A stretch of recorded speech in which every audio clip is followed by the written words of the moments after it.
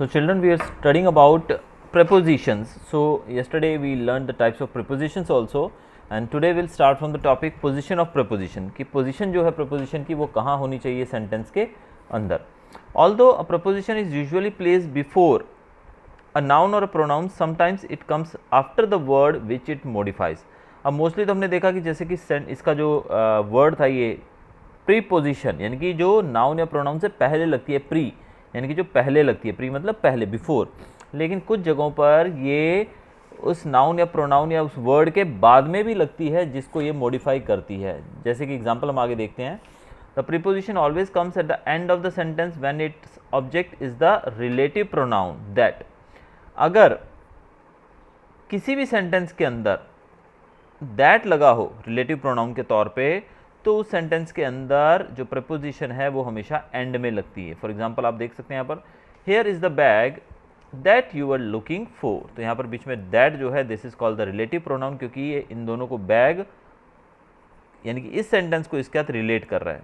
कौन से बैग की बात की जा रही है? उस बैग की जो तुम ढूंढ रहे थे. This is the novel that I am very fond of. ये वो नोवेल है. कौन सा नोवेल है?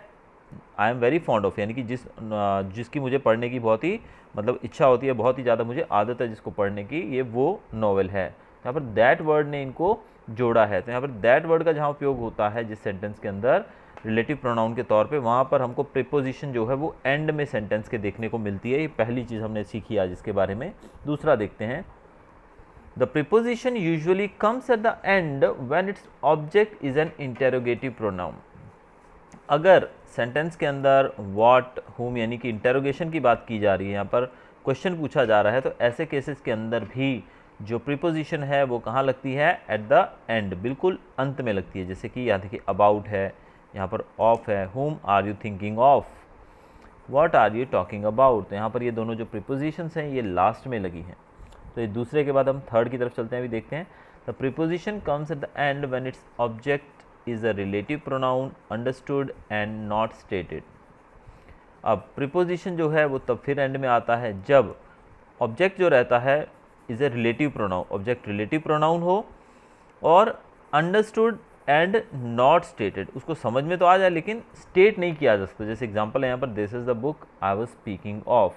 अब यहाँ आप देख सकते हैं कि ऑब्जेक्ट जो है यहाँ पर दिस इज़ द बुक, यहाँ पर बुक है. बुक यहाँ पर वैसे तो देखा जाए तो ये इसका वो है, सब्जेक्ट है, और बाकी जो है दैट इज़ द प्रोनाउन. ठीक है. अब यहाँ पर देखें तो सब्जेक्ट हमारा ये रहा और बाकी जो है ये सब हमारा ऑब्जेक्ट है. यहाँ पर आई जो है ये भी सब्जेक्ट है वैसे देखने जाए तो बुक ये भी सब्जेक्ट है वैसे. And this is the book I was speaking of, ये वो किताब है जिसके बारे में मैं बात कर रहा था. यानी कि ये प्रॉपरली स्टेट नहीं किया गया है लेकिन समझ में तो आ गया है कि ये वो बुक है जिसके बारे में मैं बात कर रहा था. यानी कि ऐसे सेंटेंसेस के अंदर मोस्टली आप जब इसको बनाने जाएंगे सेंटेंस को, तो यू विल फाइंड कि ये एंड में खुद ब खुद ही अप्रोप्रिएटली बैठेगा. अगर हम ऑफ को लगाकर बीच में कहीं लगाएं, देखिए this is the book of I was speaking, तो ये अप्रोप्रिएट नहीं बैठेगा. तो रहेगा दिस इज़ द बुक, ये वो बुक है. कौन सी बुक है? आई वॉज स्पीकिंग ऑफ, कि जिसके बारे में मैं बात कर रहा था. तो यही सेंटेंस जो है, अगर यहाँ पर हम बीच में दैट लगा देते, this is the book that I was speaking of, तो यहाँ पर दैट भी आ सकता था बीच में, बट यहाँ पर दैट नहीं है. लेकिन उसके बावजूद यहाँ पर हम जो ऑफ है यानी कि जो प्रीपोजिशन है वो पीछे लगा सकते हैं इसके अंदर.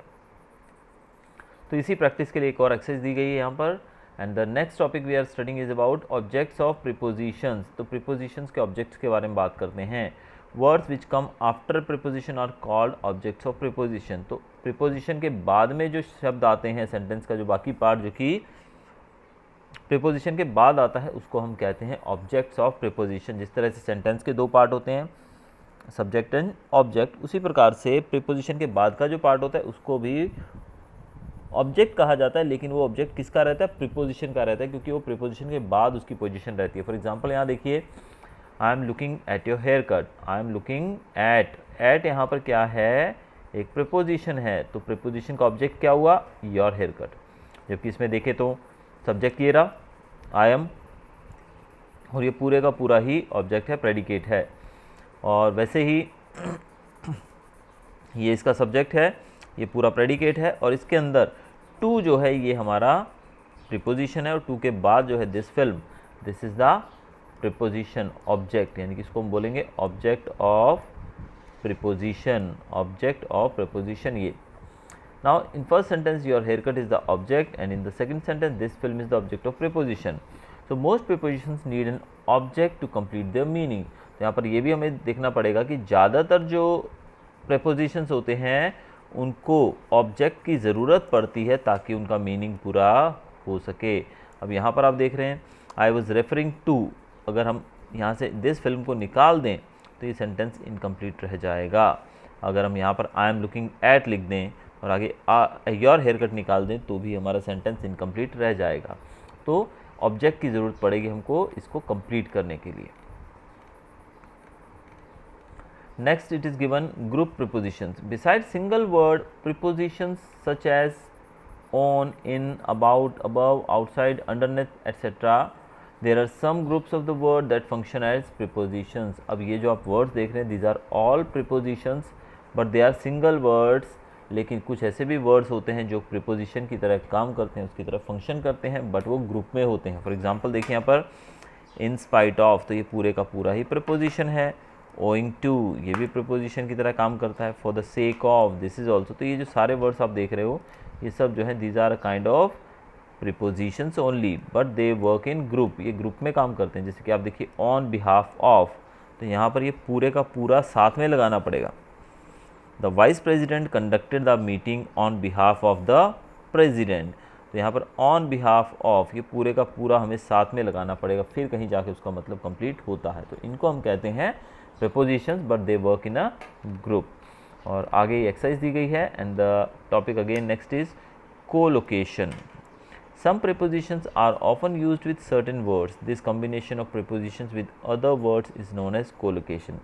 कुछ prepositions होती हैं वो किसी particular words के साथ ही उनको लगाया जाता है, इनको हम कहते हैं collocation. Example देखते हैं यहाँ पर.